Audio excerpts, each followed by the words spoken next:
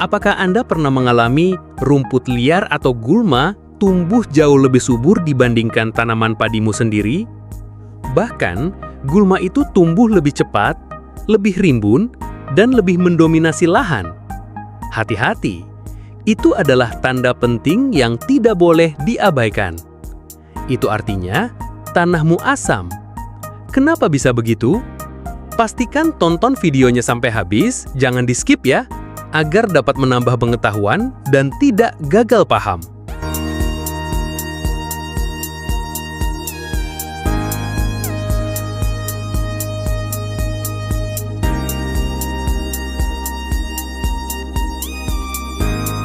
Tanah dengan pH asam adalah kondisi ideal bagi gulma, terutama jenis rumput teki-tekian, rumput berdaun sempit maupun berdaun lebar. Mereka sangat menyukai pH rendah. Dan ketika jumlah gulma jauh lebih banyak daripada tanaman padi, itu adalah sinyal kuat bahwa pH tanah tidak netral. Kalau kamu mengalami kondisi seperti itu, segera cek pH tanahmu. Sawah-sawah yang gulmanya selalu tumbuh lebih cepat dari tanaman utama, hampir bisa dipastikan memiliki pH tanah yang terlalu asam. Lalu, pertanyaannya, bagaimana caranya agar biji gulma ini tidak tumbuh lebih cepat dari padi kita? Jawabannya adalah, lakukan restorasi tanah. Restorasi ini harus dilakukan sebelum pindah tanam atau menabur benih. Bagaimana caranya? Gunakan garam kasar, bukan garam dapur olahan. Setiap ingin menaikkan pH sebesar 1 angka, kamu butuh sekitar 100 kg garam per hektar. Lalu, tambahkan zeolit. Gunakan zeolit dengan mesh halus yang bisa larut dalam air, seperti mesh 3000 sampai 10.000.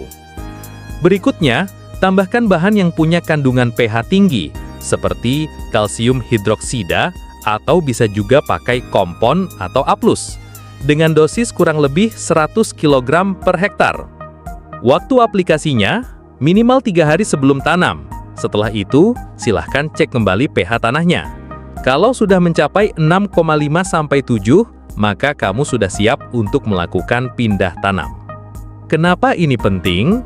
Karena jika restorasi berhasil, biji gulma tidak akan tumbuh dalam waktu dekat. Tapi, apakah gulma akan hilang selamanya? Tentu tidak. Perlu kamu tahu, biji gulma tetap ada di dalam tanah. Namun, ia hanya bisa tumbuh kalau terkena cahaya matahari. Nah, jika tanaman padi kita sudah tinggi, misalnya saat usia 20 hari, tanaman sudah mulai menutupi lahan. Cahaya pun tidak akan tembus ke tanah. Hasilnya, gulma tidak mendapatkan cahaya yang diperlukan untuk tumbuh. Jadi, restorasi tanah ini bukan hanya menekan gulma, tapi juga menjadikan tanah kita netral dan juga dapat menekan serangan hama tikus. Karena batang padi yang sehat, keras, dan tidak disukai tikus karena rasanya yang tidak enak. Bahkan, saat masa vegetatif, ketika kita perlu mengeringkan sawah, gulma pun tidak akan tumbuh. Kenapa? Karena pH tanah sudah netral. Tidak perlu khawatir lagi dengan pengeringan, tidak perlu repot dengan gulma, dan tidak perlu was-was dengan serangan tikus. Cukup dengan satu langkah awal, restorasi tanah secara tepat. Ingat, ketika gulma tumbuh subur, itu bukan hanya masalah biasa. Itu adalah tanda bahwa ada yang tidak seimbang di lahan kita.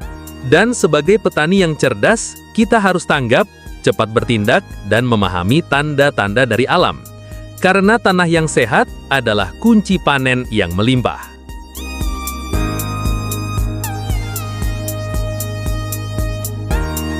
Demikianlah video kali ini sahabat tani. Jangan lupa like, subscribe, dan share agar channel kami terus berkembang dan bisa berbagi ilmu yang bermanfaat.